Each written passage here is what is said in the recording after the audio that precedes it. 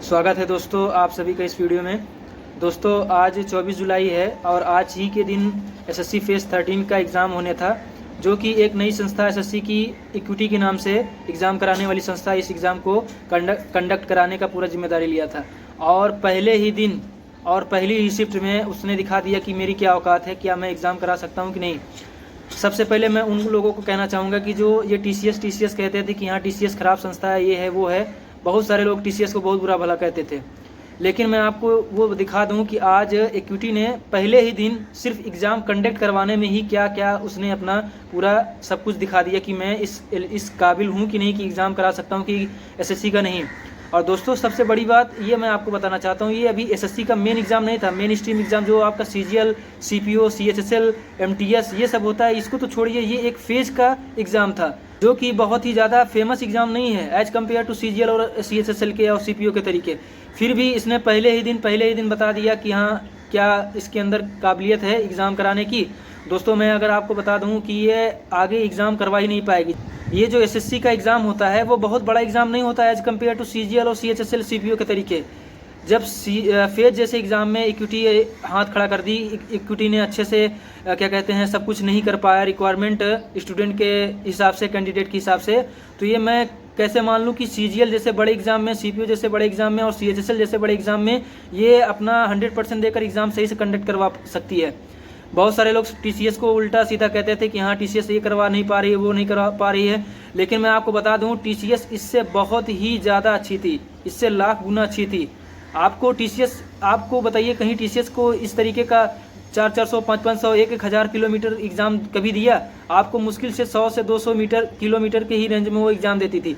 बच्चे 500 metre, 500 kilometre, 1,000 kilometre दूर सफ़र कर रहे हैं, 1-2 दिन उनका जा रहा है और एग्ज़ाम सेंटर पे पहुंचने पर क्या मालूम होता है? मालूम ये होता है कि ड्यू टू टेक्निकल एरर आपका एग्ज़ाम पोस्टपोन हो गया है। ये है इक्विटी का फैसिलिटी जो आप कैंडिडेट देख रहे हैं, ठीक है। बहुत सारे लोग बोलते थे टीसीएस ऐसा है वैसा है। टीसीएस मैं बता दूं, टीसीएस चाहे जैसा हो, भले से वो एग्ज़ाम गलती करवाती थी उसका, लेकिन एग्ज़ाम तक केवल सीमित था। एग्ज़ाम गलती करवाने में जैसे आंसर की में उसका दिक्कत हो जाता था, 1-2 क्वेश्चन गलत दे देता। बात सही है कि इस बार सीजीएल में मेंस में उसने काफ़ी गलती की, जिसकी वजह से उसको निकाल दिया गया, टीसीएस एसएससी के द्वारा टीसीएस को निकाल दिया गया। लेकिन मैं बता दूं ये टीसीएस इस इक्विटी से बहुत ही लाख गुना अच्छी थी। वो एग्ज़ाम कराने में आपको इतनी दूर दूर सेंटर नहीं देता था जितना 400 किलोमीटर, 1,000 किलोमीटर, 1500 किलोमीटर बच्चों को देखने को मिल रहा है कि इतनी दूर से वो एग्ज़ाम देने आए थे। तो यही सारी बातें हैं, देखते हैं आगे होता क्या है। क्या ये एग्ज़ाम करवा भी पाती है कि नहीं? बोली है कि आगे 1-2 घंटे में आपको अपडेट मिल जाएगा कि ये जो पोस्टपोन हुआ है एग्ज़ाम कब होगा। देखिए बहुत सारे सेंटरों पे ये आप एग्ज़ाम देख रहे हैं कि पोस्टपोन हो गया। बहुत सारी लिस्ट भी वहाँ पर चिपकी हुई थी कि ड्यू टू टेक्निकल एरर ये आपका एग्ज़ाम पोस्टपोन हो गया है।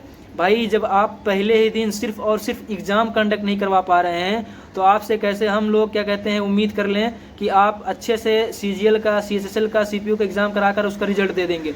पहले ही दिन जब आप सेंटर पे ये एग्ज़ाम कंडक्ट करवानी जो एक बेसिक चीज़ है उसको अगर नहीं करवा पा रहे हैं तो हम कैसे आपको आपसे मान लें कि आप सीजीएल जैसे बड़े लेवल का एग्ज़ाम करवा पाएंगे।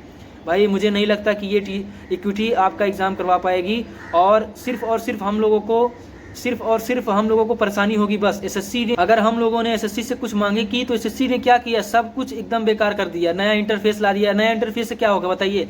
नए इंटरफेस से सिर्फ दिक्कतें होंगी। बात सही है, जो आपको दिक्कत होगी वो सबको दिक्कत होगी, उसमें ये नहीं कि सिर्फ आप ही के साथ दिक्कत होगी।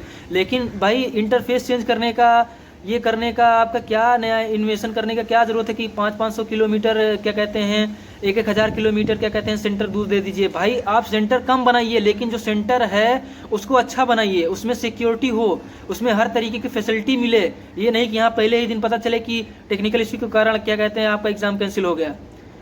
दोस्तों आशा करता हूँ कि आप हो सकता है मेरी बातों को समझ सकें।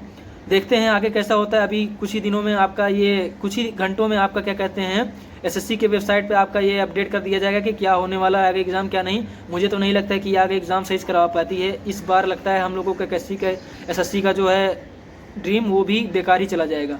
देखते हैं आगे तब तक क्या होता है। तब तक के लिए धन्यवाद।